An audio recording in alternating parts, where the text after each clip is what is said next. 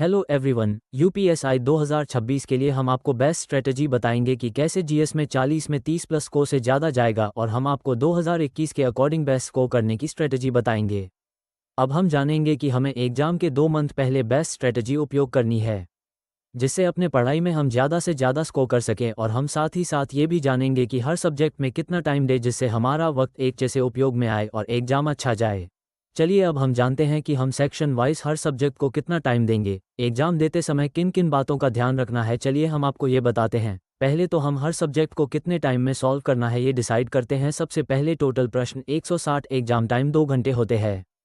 तो चलिए जैसे कि हम पहले टाइम मैनेजमेंट सीखेंगे। हिंदी को सॉल्व करने के लिए 15 मिनट होगा, उसके बाद जीएस में भी 15 मिनट ही देंगे टाइम, और फिर मैथ्स और रीजनिंग में 70 मिनट देंगे, और बचा 20 मिनट में हम सेक्शन वाइज ओएमआर के गोले भरेंगे।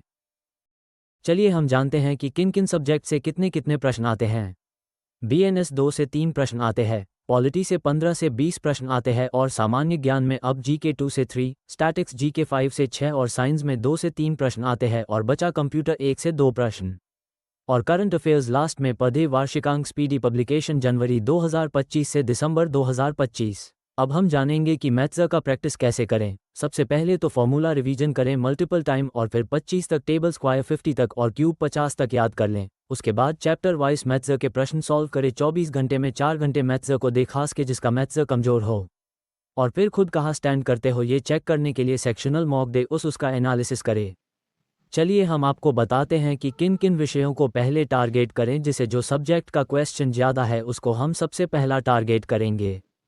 सबसे पहले पॉलिटी को डीप में पढ़ेंगे, जिससे हमारे किसी भी लेवल के प्रश्न सॉल्व हो सके, और फिर सेकंड पार्ट पर रखेंगे statics, GK, science, computer, BNS, और फिर थर्ड पार्ट में रखें हिस्ट्री, करंट अफेयर्स, जियोग्राफी और इकोनॉमी। इकोनॉमी इतना ज़्यादा है कि हम उसे करेंगे तो 2 महीने पढ़ने में ही निकल जाएगा। इससे अच्छा है कि हम कोई वन लाइनर और मोस्ट पढ़े।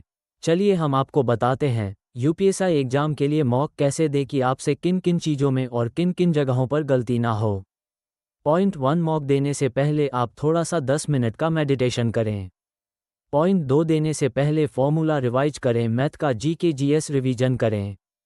पॉइंट 3, आसान क्वेश्चंस को करें जो आपको कंफर्म है कि यह सही होगा। पॉइंट 4, अब जो क्वेश्चन टफ लगे उसे भी सॉल्व करें, और हाँ, इस बात का खास ख्याल रखें कि सब्जेक्ट वाइज सॉल्व करने के बाद ओएमआर के गोले को जरूर भरें और कुछ मिनट को बचा कर रखें।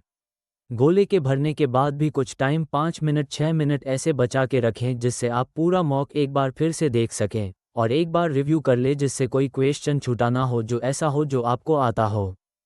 Thank you watching my video.